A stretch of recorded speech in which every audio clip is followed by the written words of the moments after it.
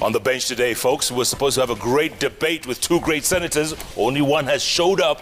Elgeyo Marakwet, Senator Kipchumba Murkomen. We're supposed to have Makueni Senator Mutula Kilonzo Jr. He said he was busy in meetings, by the way, and we saw him on TV throughout. Yeah. And he said he was going to try and make it. Okay. So, and he's not picking his phones now. Yeah. So, you know, just for the record. No, he's a good man. And I saw him today struggling with some assignment for his party leader. I don't blame Mutula. It's very difficult to defend the situation where his party leader is at the moment. It's not easy to defend Kalonzo.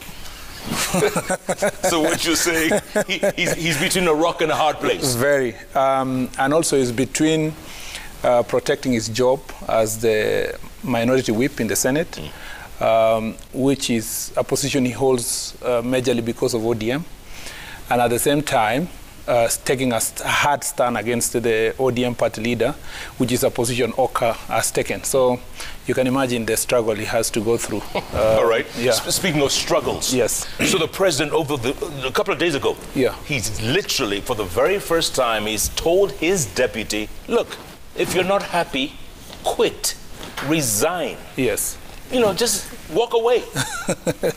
It was a little bit strange, but not surprising, because he created that condition himself. For 4 years, the president tried to frustrate his deputy for him to resign. It started by taking away the responsibility. First, you remember the jibe that telling the deputy president, hii kijana anapenda kutanga-tanga. You remember even Mombasa, they were launching a project. Then the president says, you know, we must take lifestyle audit because some people, all that kind of thing. Of course, the deputy president immediately the next day said he welcomes lifestyle audit and let the structures be put in place. When the deputy president says, okay, that subject, you know, collapsed. Then it moved to Executive Order number 1 of 2019, which put all the responsibilities of the deputy president in the office of the cabinet secretary, my friend CS Matiangi, and the PS Kibicho, and you know all those stories. They were hoping, or it was intended. You remember even they closed an office, the office that was being built in Mombasa for the deputy president. I hear, by the way, that his personal belongings are still locked inside. He still has his clothes there? Yes. So all these frustrations, for those of us who have worked closely with the president and the deputy, would see that there was a problem. It's only that nobody was willing to voice it. What is strange is that the Constitution gives the responsibility or functions of the deputy president to deputize the president in his functions and to perform functions that are delegated to him by the president or by an act of parliament. It is strange because there is no, I would have wished if I was in that interview to ask the president only one question, which I wish my friend Kashuri and the team had asked. What responsibility did you give your deputy president and he refused to perform? Or what responsibility of government given the deputy president? Because, you know, the deputy president, like deputy governors, cannot allocate themselves responsibilities. They depend on their bosses. And in some jurisdictions, you become, you know, a newspaper pusher.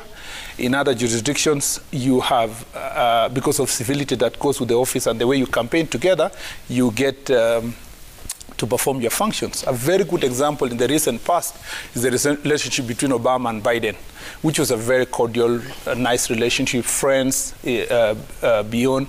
You remember when Obama was about to retire, he bestowed upon Biden the highest Medal of Honor, you know, all that kind of relationship. And if you see Ruto and Uhuru in first term, you would have likened them with Obama and Biden. Yeah. But if you see them in the second term, you can almost be very clear that the relationship was not as it was in the first term. Okay, so to close that, just that part. So the president, to his own credit, has not accused the deputy president of failing a single responsibility. He's only accusing him of unhappiness. Okay, because I agree, but let me ask you this. Just to conclude that sentence, because there's one part. Okay. There's only one thing that the president complained about his deputy. He complains about the BBI process, which we all know BBI it was not a government program discussed in any cabinet or passed as part of Jubilee manifesto, or was there even any involvement of the deputy president in amending the constitution? And I can understand why the president is angry, because most of the things that the deputy president raised, they questioned about the constitutional amendment bill, from imperial presidency to ombudsman office that interferes with the independence of judiciary. All those issues, including public participation and engagement of the public, all those issues are the same issues that the High Court and the Court of Appeal agreed with the Deputy President. Okay, so I would have thought, Jeff, in other jurisdiction, the President would have been so happy with his deputy that he had the right counsel and the right approach to the Constitution that he would have bestowed upon him the highest Medal of Honor. So let me ask you the obvious question, and I keep asking this question of your colleagues, and I feel like a broken record at this point. Yes. You said the first term they were cordial, they were brothers, they were tight, there was a bromance. Absolutely, absolutely. What went wrong? The president was asked that question. He said he doesn't know what went wrong. If you ask me, from the frustrations the deputy president went through, even in a civilized country like ours, you never get a cabinet secretary like the way my friend Musheru was doing, insulting the deputy. Musheru, who cannot even be elected a chief or a sub-chief in a sub-location, would have the audacity to, insult the deputy president. Munya did the same. Kibicho did the same. Matiang'i has done the same several times, including today. In a civilized society, you will realize that from the beginning of this second term, there seems to have been a change of mind on the part of the president, that he wanted somebody else to become president, or he wanted to manage succession in the manner in which he wanted to manage. To do so, he found it very difficult, and I can understand, to undo his unilateral announcement that, Yangu Kumi, Ruto Kumi.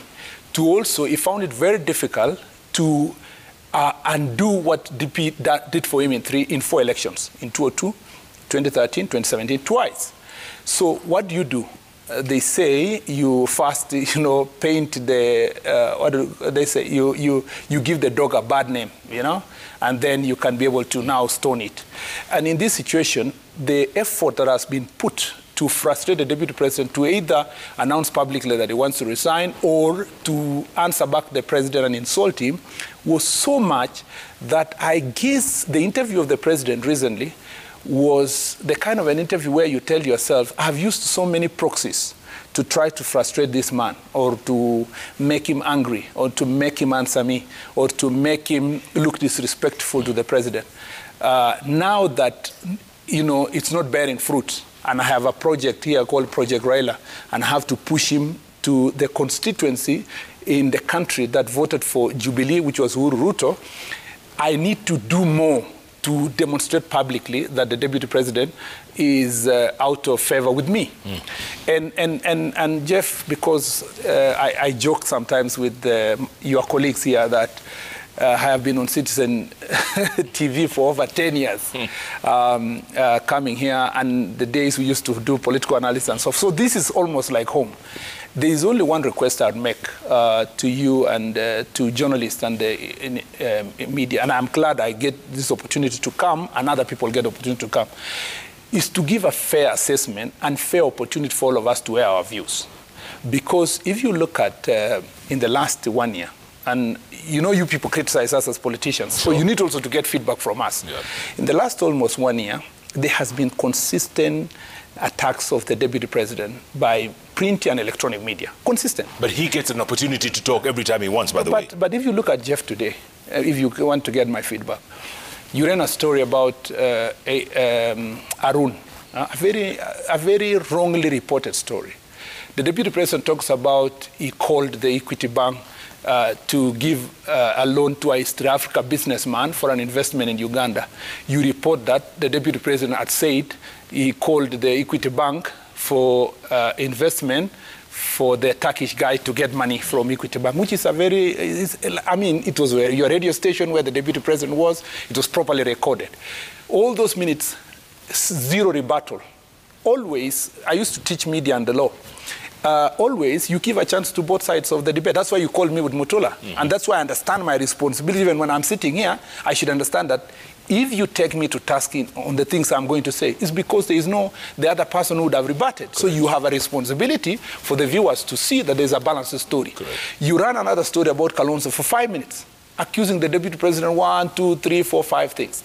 You give his press secretary, David Mugonyi, 5 seconds to respond. So what I'm just requesting, I know the pressure that media houses are going through. I request that you resist the temptation to be put into pressure. And I understand, media houses are being put into pressure, judiciary has resisted, other institutions put in pressure. Our request from the side where we have suffered enough. The state agencies are tear-gassing us, they are, harassing us. Please, because this institution of the media, some of us really feel very strong about it and believe in it. I personally believe in the majority support that Citizen TV has because of its historical growth and what they have stood for, even at a time when, even if people related to this station take these sites politically, your editorial content has always been independent. Sure. So that is the request we are making. Absolutely. But let me ask you this. So you're saying there's no relationship between the deputy president and Harun Aydin, the Turkish businessman? No, the deputy president has owned publicly that he knows the Turkish businessman. He took him to President Museveni. He went also with him to Tanzania. The idea is that this man wants to establish an agro-processing industry in East Africa. And for him to tap into all the resources he was going to bring, he wants to establish this business in Kenya, but he needs Kenya to be a launching pad for business in Tanzania and Uganda. And therefore, took the advantage of a deputy president of the Republic of Kenya who is willing to push for that opportunity in this region, to have that businessman establish business in Kenya with branches in East Africa. And it's beneficial not just to Kenyans, but to also the region. But you heard so he has not refused. Yeah, but you heard what Equity Bank said today, right? Absolutely, and they are right. What the Equity Bank said rightly, and the deputy president in that interview, and I wish that interview runs again, he says he made a phone call even 2 years ago, it wasn't just recently, for a businessman who comes from East Africa, who wanted to establish a pharmaceutical company in Uganda and wanted to take advantage of financial strength of Equity Bank to finance that project. Equity has agreed to that in that committee. But what is true about what Equity has said, the deputy president didn't say that it's Aydin who borrowed the money. Equity Bank has also confirmed that the other client borrowed the money, truly as the DP called. And I still ask myself, and I really want to ask you also, Honorable Wanga and the team, when they go investigate whether deputy president said is true or wrong, whether an individual borrowed money from a bank that has a home in Kenya and operating in Uganda, therefore meaning that the deputy president was assisting our bank to do business with an investor. The question I ask myself, when you go embarrassing that bank, creating all these stories that are going place, to whose benefit? Because what is the criminal culpability of borrowing? If in Uganda, that man borrowed in excess or less or more, how is that going? You see, all over the world, parliaments work for the best interest of their companies and their institutions. To go and embarrass Equity Bank in a parliamentary process for something that we in Parliament now waste a lot of time instead of investigating police brutality, illegal evictions of normal citizens. We use that airtime to go and attack Equity Bank for absolutely nothing wrong they did except to do business with an investor in East Africa. By the way, we should be celebrating them. Sure, I totally disagree with you when you say we don't give the deputy president enough airtime. Yeah. The day after the Turkish businessman was deported, deputy president was on our sister station the next morning. I agree. And he gave an interview. And every time he wants to talk, he talks to every media house he can. Correct me if I'm wrong. I might be wrong, and maybe you are not even privy to that information. But we are privy because we have also access to this government, even though, like my friend Senator Wetangula likes to tell me, that now we are at the outer layer of the onion ring. Even though we are now at the outer layer of the government ring, we still have access to information because of friends and well-wishers who are willing to speak to Hustler Nation and all of us, that, the plan in government is that if you run good story about deputy president in your media house, you denied payment through the government advertisement agency. We also, that's not true. If it is not true, yes. Tell me, Jeff, why consistently, forget about an interview. If deputy president comes to your station for interview, you will increase your viewership a million times. That's a fact. It's good business. But why every other day when he's not there or Murkomen is not there for an interview, the normal stories you are covering as a story, why give an attack of deputy president in your own station more than 10 minutes and rebut it? Is that within the... Which story? Yeah. Kalonzo's story. Okay. The question I ask you, and there are newspapers, the leading newspaper in the country. Do you still even think that that's an independent newspaper? It's now focusing on only William Ruto there, William Ruto this all the time. I saw Kalonzo and team complaining the other day. If we were to outrightly complain, yeah, it would even be our daily job to do so. The only thing I use this opportunity to say, we are not saying that we will... I'm not saying this because William Ruto has to get good coverage. When it's negative, it should be negative. But there are standards of journalism that are required. One is to be given a time to be rebutted. Stories must become stories that are balanced. If Kalonzo is accusing the deputy president with a list, you take the statement that comes from his office, also give it the equal prominence. Give the, fair, what is called fair reporting. And Kenyans, by the way, Jeff, you know how big empires fall? It's because of small problems. And I'm just saying, Kenyans, don't give the opportunity to Kenyans to find alternative, and they will do. Okay. By the way, next time you talk to him, tell him he can come to the bench anytime. Huh? You remember he wanted to come, and then terrorism. And then, you remember, you had invited him, you had announced it, you broadcasted, and then it happened, unfortunately. Yeah, that was like 2-3 years ago. Yeah, that's true. So in the meantime, but if he comes for the radio station like he did, he still has come to Citizen. But I would really want to see an interview between you and him. Me too. Yeah. Is he listening? I hope so. I don't know. I haven't talked to him today. Okay. According to Deputy President, he says, I am not quitting. There's no retreat, no surrender, because I am on a mission. Correct. Your thoughts? My thoughts are that Deputy President is being trapped was, as I told you, his resignation was pre-planned, okay? Conditions were put in place to ensure that, by the way, a number of times a year ago, they were planning to impeach him. Yeah, several times. And we knew the time I was removed, Duale, Susan, Washali, and then Cecil Mbarire, then followed by, Kangata later after participating in our removal, and all these people. And then the committee chairs and committee membership. The original plan was to impeach him and get another deputy that was going now to be groomed. It wasn't anywhere near Raila Odinga, it was somebody else.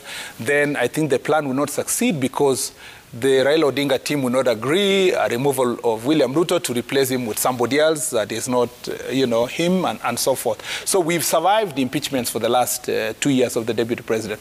The plan has always been to remove him from government, which is very callous. If I tell you, Jeff, because this is a question I like, President Uhuru Kenyatta, I told you even here when I came here, was my friend, okay? And had it not been for his, very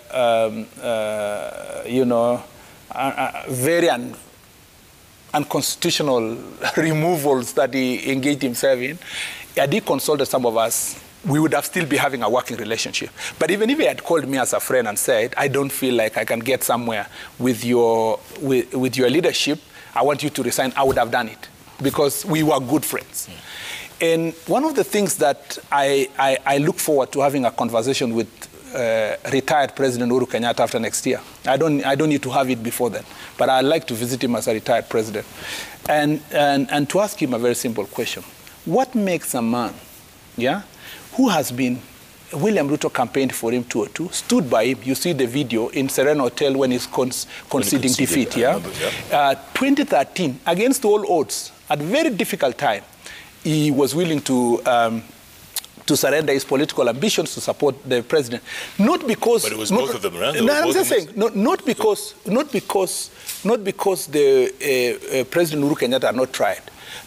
Raila Odinga was not willing to be deputies of Uhuru. Mudavadi was not willing. Kalonzo was not willing. Even Eugene, of all people, who was offered, was not willing. It's William Ruto who accepted to become his deputy. But they were both at a very difficult time. You know why? Absolutely, yes. Absolutely. And then work together through that process. The insults that the president went through and his deputy from The Hague to very unfriendly attacks by the current opposition, opposition now come government, Raila Odinga and the team, attacking Uhuru Kenyatta, even saying that President Uhuru Kenyatta should be jailed in Hague, going to attack his family about, some scandals in health and so forth. Things that you don't even reach there, because you go and attack people's families when we are competing in politics. Now you go through to fast elections. It is so clear. I told the president some few months when he called me about this, that it was very clear in my mind the day we were in State House and we had lost elections. And we're asking ourselves, how do you go and do re-elections? And how we sat there and thought through what would become of this nation. Then immediately after that, you start using the same tactics that those people in the opposition were using to attack your own deputy. I would want, because it is not necessary for that answer to come between now and elections, but after elections, I'd like to visit the former president and have that conversation. Tell me something, Senator. Yeah. The public spat between the president and his deputy, is that healthy for It is not. It's not good for the country. What has happened now, what is the most unfortunate thing that I see happening because of Uhuruto? Because so many people, even those who are in opposition, had a lot of hope in the manner in which the president and his deputy were working in the first term, because there was a lot of consultation, a lot of respect of the deputy president's office. So it gives great honor and respect to the institution of the presidency. And so people who are planning their politics in the long term, even those who wanted to deputize another person, were confident that you can be a deputy and you can grow your career and serve your country. Now, because of what has happened in the last 4 years, it's not just that deputy president has been embarrassed. It is that the institution of the presidency has been put into jeopardy, so that even politicians who are arranging, do you know why Kalonzo now is finding himself at pains to deputize Raila anymore, and all the other parties? It's because they have seen what has happened between Uhuru and Ruto, and they are saying, why would I want to go and deputize a person I have no full trust in if they are going to do the same to me? So they are long-term repercussions about, it will be studied for many years, but Kalonzo the relationship. Deputized Raila twice, remember? In terms of a running mate. Yes, but now, I think, as I told you, the events of the last 4 years have made everybody who wants to become a deputy president a bit more scared, about their relationship with the president. And it's not a good thing for the legacy and for the constitutional order of this country. When the president says that the deputy is in government, but working against government. In other words, people who live in glass houses don't throw stones. I agree. But the president has only said on one issue. The president has only accused the deputy president of opposing BBI. But Jeff, BBI was not a government project. BBI was a project of two people that dropped in other people on the way. And even then, all attempts that the deputy president made to correct the flaws within BBI, the imperial presidency. Jeff, BBI, what it was going to create? It was going to create a president who is going to be in charge of parliament, because he's appointing the prime minister and ministers from that parliament. He's going to be in charge of the judiciary, because he's appointing an ombudsman, so that he can be snooping and checking at judges and removing them when he wants. So that imperial presidency, the deputy president said, no, even if I'm going to be president tomorrow, as a deputy president today, even if I'm gunning for that office, I am not willing to be that imperial president, because that's where Kenya came from. And because of that position he took, that position was in public, was in Bomas. I am aware he spoke to the president about the same. And there is no collective responsibility when it comes to breaking the constitution. The deputy president had to do what an honorable person can do, an honorable citizen. He had to make his contribution. I saw some people joking on social media that when the deputy president said this BBI was taking away the gains that we have achieved in many years. So I saw some characters caricaturing the deputy president. He was not there in Kabenguria 6. He was not there in 1980s coup. He was not there in Second Liberation. But the deputy president came to politics in 1997. And as soon as he entered politics, he was an assistant minister. Raila was a minister in the same government of President Arap Moi. And after that, he made his contribution. Not all of us have to be jailed like Jomo Kenyatta for you to say there is a struggle. The struggle they went through fighting the 205 Constitution. He was the chairman of the Constitution Review Commission, committee in Parliament. when we were dealing with the constitutional amendments. He made his contribution in post-2007. He made his contribution in 2013. He's making a contribution now. Every Kenyan is making a contribution of making Kenya a better place by building on the established blocks. The fact that Raila Odinga is 80 years and therefore was privileged, in quotes, privileged to be in the country at a time that was so dark, people were being detained without trial and so forth, and he made his contribution that time, does not mean that because I was not born then, I am less of a qualified Kenyan to make my contribution going forward. Yeah, I don't think that's a privilege, but that's a story for another day. Let me ask you this, though. And the people who are making this contribution, know that Uhuru Kenyatta is our president, but he was not detained for 9 years. So why does the deputy president criticize the president and the government, let's say, on borrowing? Saying, oh, the 9 trillion shilling ceiling, oh, it's too much on that. And everything from the Roiro gun factory as well. Roiro gun factory. He's criticized police brutality. He has criticized what we call demolitions of houses. But he's in the same government. He has criticized the businesses that have been closed in Yamakima, in these places, including in Nyeri, in Nyandarua, Nakuru, and other places. Why? Because, Jeff, there is no clause in the Constitution that says you do not criticize government if you are inside government. Absolutely not. You are part of the government. Absolutely. And you want to make a change? No, criticizing that government is helping it better. I don't know what Kenyans want. You want Murkomen or William Ruto or any other person to become today a sycophant of everything that is happening in government that is wrong. Then tomorrow you ask him, you were in that government, why did you raise it? If our government was functioning like the way it functioned last time, then you would expect that cabinet meet. When did the cabinet last meet? Just a guesswork. You remember, when did the cabinet last meet? I think it meets every Tuesday, but maybe. Have you seen, Jeff? Honestly, you are in Media House. Have you heard that the cabinet has even met in the last 3 months? Even 4, even 5. So we have institutions that should have provided an avenue for the deputy president to make his contribution there and take collective responsibility and not functioning. And if what do you want him to do? Walk away. Why not walk away? Why walk away? I'm not saying I'm just saying, if you don't like what's happening, walk away from it. And why can we make the people who are doing those wrong things to walk away, so that the deputy president who has those alternative ideas can remain, and those who do not believe in the ideas is please go away? Why is walking away a one-way traffic? It is not. Walking away is a personal decision, a choice that you make. But there are people who are strong enough to know that you make greater contribution by continuing to push for things to be done in a better way inside than to run away from responsibility. How do you run away from an office that people elected you, then you go and tell them, oh, those people are not doing well, when you have an opportunity to, as much as possible, continue putting pressure on those who are doing the wrong things so that they can do the right thing? So let me ask you this. How much frustration can he take then?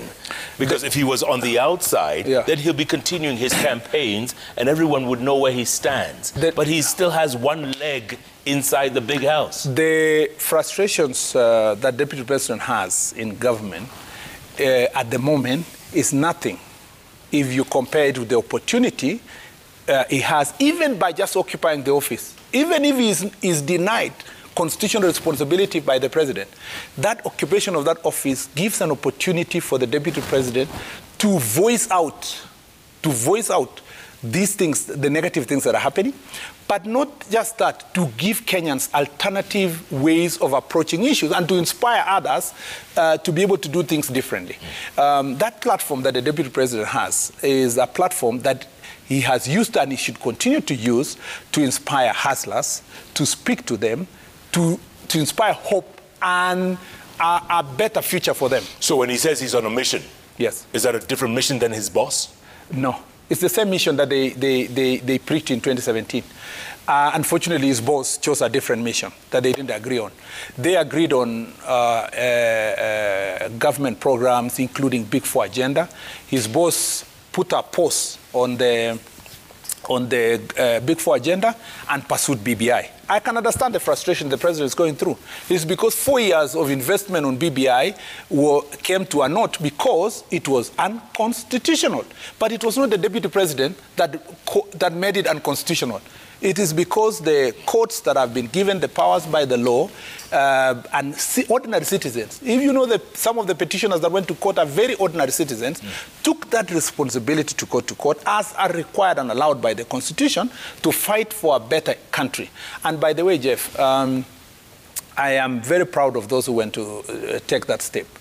Some of them were my students. In fact, very young people. If you know that there was a girl called Carol that was interviewed the other day. She was my student at Moi University. I have had other students that were in Catholic University. They were part of the bench. A number of them, of the bar and the lawyers that went to court. And I'm very proud of them. I am proud of my teachers who are judges like Justice Kairu and my friend and colleague when we used to teach, Justice Kairu, and also Justice Kiage, among others.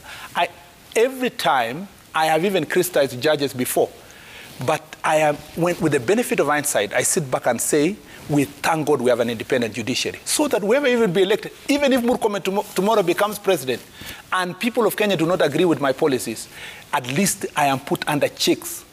People who voice out issues that are negative are not enemies of government. They are the best friends of government. Okay, before I take a break real quick, let me ask you this. Does Deputy President William Ruto, does he have to be president? No, he doesn't have to be. In fact, Deputy President William Ruto is just a presidential candidate with a new idea. He is selling something called bottom-up approach. He has put on the table new policies. Those new policies are going to be marketed. They will be taken to marketplace for purpose of campaign. A campaign will be done.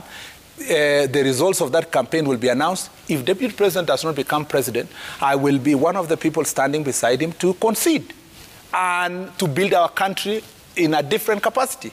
So he doesn't have to be president. But, and that is exactly what I want to tell our colleagues there. I see so many people working so hard. And I've had this conversation with my friend Matiang'i. By the way, Musheru, I know Musheru so well for the period we worked together. And I know some of the people I introduced to him and some of the things I've shared with him about politics. I just want to tell Joe Musheru, if you want to, and Matiang'i, Kibicho, and also public servants who think that they are working so hard to block the deputy president from being president, I want to tell them to read history. Mwai Kibaki, the people who blocked Mwai Kibaki so hard, were in Uhuru Park during the handing over ceremony. And they could not even see the Mwai Kibaki. Even though he was on a wheelchair, they would not see him face to face. I want to tell all public servants, we have a long period of time to be in this country if God gives us long life and protect us. Relax. You know, tomorrow the person you are tear gassing could be tomorrow your boss. It is not a life and death issue. Don't make it your, it is alpha and omega kind of politics where you think, I wish President Uhuru Kenyatta, because I saw his interview the other day. President Uhuru Kenyatta insisted that he was trying to bring Raila Odinga so that he can unite the country. And that, thus we have good politics and so forth. Now, I don't know these mathematics. You bring the one who swore himself in, committed treason and called himself people's president, who said you should go to Hague, who insulted you, your family, and everything, who called you all kind of things, even the president used to say, Raila is a dangerous man, and all that kind of thing. So you work hard, you bring that person. And then in the process, you chase the one that against all odds supported you to be where you are. Yeah, but there's no such thing as political enemies, you know that. I agree, but I'm just saying, why can't the president learn something from President Mwai Kibaki? Even when in his heart of hearts, you could tell he's supporting Uhuru Kenyatta. He decided he was not going to make Uhuru Kenyatta a project. And there was no day Raila Odinga was tear gassed He enjoyed his position of prime minister until the day he lost to Uhuru Kenyatta.